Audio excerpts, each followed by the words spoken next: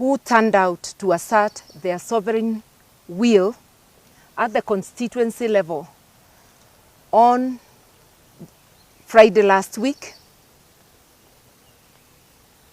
on the forums arranged for public participation on the impending impeachment of one RIGATHI, the Deputy President.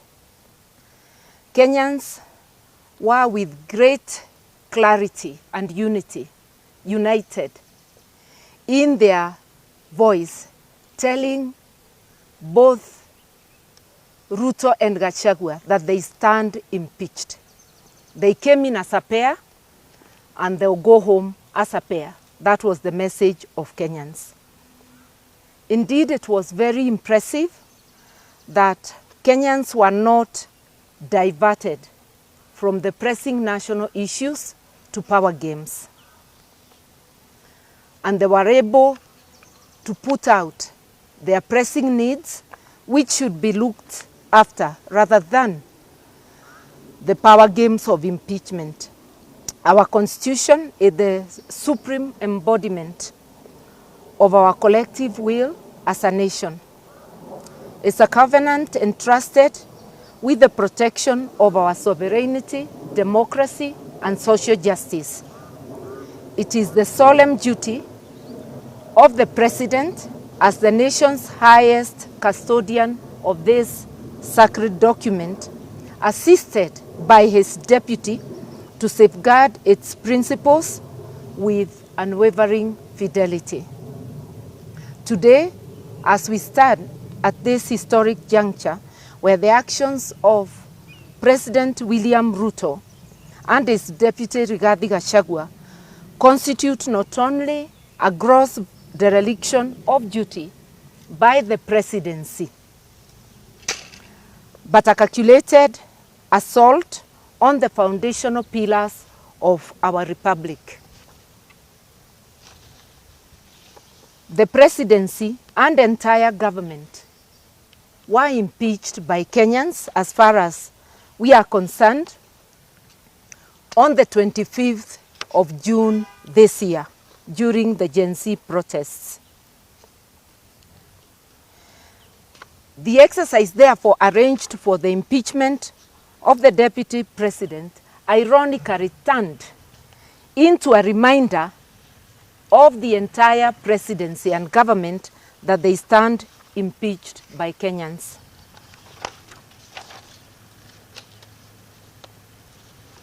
And I've already said that if they hoped to divert attention from the critical issues of the day, they were not able to do that. They failed miserably.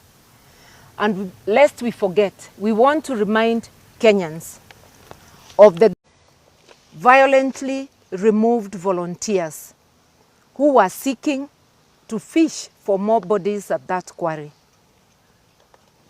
But so many things are happening that we actually no longer appear to be as outraged as we should be. We must demand that that quarry be drained for Kenyans to know whether there are more bodies lying there, and for answers to be given as to who is murdering and dismembering Kenyans. The Ruto regime had hoped to divert Kenyans from the economic sabotage that is going on. The shady deal of mortgaging Kenyan's premier gateway, the Jomo Kenyatta International Airport, to their Adani Group, which is scandal-ridden and against whom questions of malpractices are being raised in many parts of the world. This amounts, the giving of this Adani Group, our premier gateway, without competitive bidding and without public participation or the approval of Parliament, is actually economic sabotage. Jobs stand to be lost, not only at the airport, but also jobs relating to the export of horticultural products. Under this Adani deal, it is the Adani Group who will determine what happens at the airport. It means our many farmers, horticultural farmers, and those employed along that chain will be subjected to higher prices, because the Adani Group have not come as charity workers. They are coming to make money. It means the future of so many has been put in jeopardy. And that is why we call this economic sabotage. The same Adani Group is being given concession over power distribution. Again, this is economic sabotage. We are already suffering very high prices of power. We are subjected to that by KPLC. Now with the Adani Group, we cannot hope that things will be better. They can only be worse. You wonder why a regime would sabotage its own economy. And the only conclusion we can come to is that Adani is a front for cartels, high-placed cartels within the Ruto regime. We have also seen economic sabotage through the deliberate mismanagement of our mineral and marine wealth. Our mineral resources in Kwale, in Taita Taveta, in Busia, in Migori, in Kitui, and many other parts of the Republic, concessions are being given with total opaqueness to foreigners and with deliberate harm being occasioned to the host communities where these minerals are. This cannot be happening unless Adani is but a mere front of cartels within the Ruto regime. And I want to remind us that during the campaigns, Ruto and his supporters were telling people that they are coming to dismantle cartels. It appears they were talking of themselves coming in to remove, if at all there were cartels, and to perfect the art of capturing the state and putting it in the hands of cartels. We've also seen the dismantling of a working health system. You will remember that when the Ruto regime came in, NHIF was a going concern and was working for many Kenyans. I can testify that I know of many poor people who were not only assisted to get quality health services by NHIF, but some were assisted to travel to India for treatment. In the 2 years of the existence of the Ruto regime, NHIF had been run to the ground. Hospitals were no longer accepting NHIF cards, and now since Tuesday come in SHIF.